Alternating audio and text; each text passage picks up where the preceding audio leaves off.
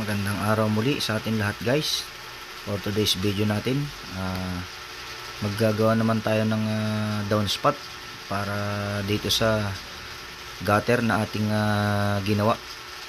So bali itong downspout na ito yung bali labasan ng tubig mula sa ating gutter papunta sa lupa. So bali ang ginawa kong diskarte sa paggagawa ng downspout para hindi na ako magtupit ng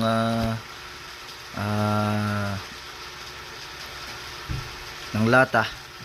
Bali ang ginawa ko na lang, bali pumutol ako ng didos na PVC na ginawa kong bilog para makuha ko yung eksaktong sukat nitong downspout na aking gagawin. So bali didos lang kasi ang gagamitin nating downspout, yung pinakabilog niya.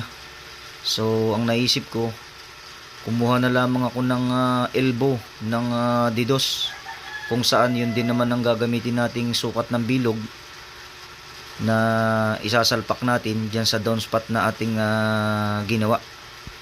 So kung mapapansin yan, saktong-sakto siya. So bali binilog ko siya at isinalpak ko yung PVC dyan sa loob, and then niribits ko na lang siya. Yan, bali dalawang rivets, isa sa taas, isa sa baba, and then ginupit ko siya. Yan, ginupit-gupit ko siya, tapos siya namang itutupi natin. So kung mapapansin nyo, ginugupit natin para maitupi natin siya, at siya namang i-rebit naman natin doon sa ilalim ng gutter na ating ginawa. Yan, so kung mapapansin nyo, atin na siyang itinutupi, at yan, siya namang ating ilalapat dyan sa gutter na ating ginawa. So susukatin muna natin yung hangganan ng butas, at yan ang ating bubutasin naman nitong pait para mas madali. Yan, ganyan lang guys ang proseso na aking ginagawa. And then pupukpukin natin martilyo para makuha natin yung eksaktong butas. So yan, and then natin iipitin ng plies para dumiretso yung ating pinukpok na butas at nang hindi naman makasugat. Yan. So bali dyan sa butas na yan, dyan natin isasaksak yung downspout. Yan, kagaya ng inyong nakikita. So ayan, ilalapat natin siya, and then ating siyang babarinahin. Ayan. Pag ating nabarina na, at siya namang ating lalagyan ng rivets para ma-fix natin siya dyan. So bali dyan nga pala ang tamang paglalagay ng downspout, sa ilalim, hindi po sa ibabaw.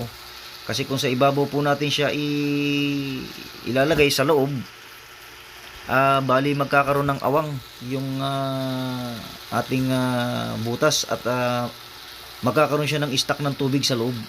Kaya dyan po ang pinakatamang lagay ng downspout. At atin namang lalagyan na lamang ng bulkasil yung pinagrebitan natin para hindi pasukan ng tubig. So ayan, kung mapapansin nyo, ikinabit natin yung PVC, saktong-sakto siya. So ayan, so bali atin naman siyang susukatin uli, yung pagitan naman ng paglalagyan naman natin ng mga pinaka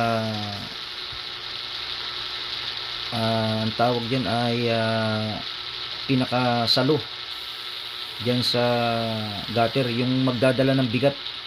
Yan yung ating ginupit kanina at itinupi, para siya namang ating gagawing pinaka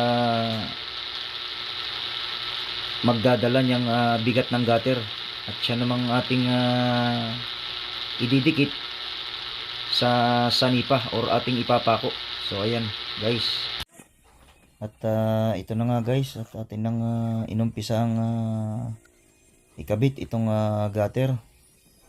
So bali ang proseso na ating ginawa, para hindi tayo mahirapan ay ating munang ikinilip itong magkabilang dulo nitong gutter para hindi tayo mahirapan na mag-alalay o maghawak nitong gutter na ating ikakabit. At ang ginamit nating pinaka dikit dito sa ating gutter ay gumamit tayo guys ng thick screw na D1 kasi kahoy kasi itong ating pinaka parlina, kaya thick screw ang ginamit natin na D1. Yan. At kung mapapansin nyo, gumagamit din ako guys ng level bar para makuha natin yung klibi ng tubig kung saan siya dapat patungo. At ating nilagyan din ng hanger. Ayan, kung mapapansin nyo guys, yung kulay asul na nakapako na yan sa ating parlina na kahoy, yan yung clip na ating ginupit kanina at tinupi. At yan yung magsisilbing pinaka mag-hold dyan sa gutter para siya yung magdadala ng bigat niyang gutter. And then kung sakaling malagyan naman natin siya ng yero, maglalagay ulit tayo ng panibagong hanger dyan mismo sa pinaka labi ng gutter para makuha naman natin yung diretso niya nang hindi siya nakalaylay or hindi naman siya nakalubog papasok sa loob. So bali dalawang hanger siya guys, isa sa ilalim at isa sa ibabaw. So bali ang trabaho noong hanger sa ilalim, siya yung magdadala ng bigat ng gutter, at yun namang hanger na ating ginawa na ilalagay natin sa ibabaw, siya naman yung magsisilbing pangdiretso dyan sa labi ng gutter, at siya ring magsisilbing pinakatibay kung may malakas mang hangin na bumayo sa ating gutter. So kinakailangan yung hanger na ikakabit natin sa ibabaw ay medyo makapal para hindi siya matangay ng hangin or sirain ng hangin pag sobrang lakas ng hangin, lalo na kung panahon ng bagyo. So ganyan ang proseso natin guys sa pagkakabit ng gutter. Gumagamit ho tayo ng level. Yan. At sa pagdudugtong naman ho nitong ating gutter, bali kung mapapansin nyo, doon ho ako naglalagay ng rivets sa tagiliran sa mismong ilalim.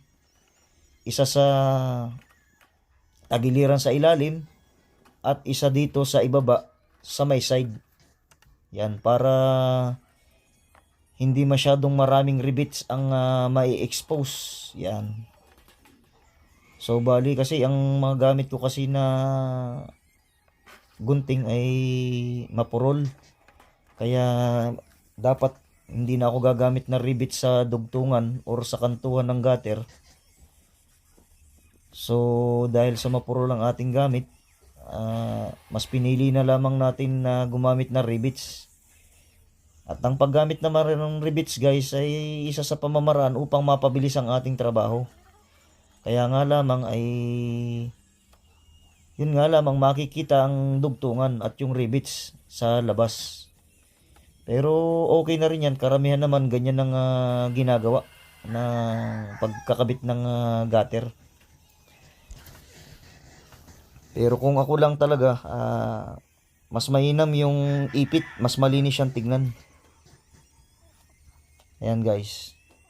So bali dalawang gamit natin na isang thick screw at ginagamitan din natin ng D1 na pako, parang pinaka suporta niya para hindi tayo masyadong maraming gamitin na thick screw. Kumbaga sinasalit-salitan natin siya ng pakong D1 sa gitna.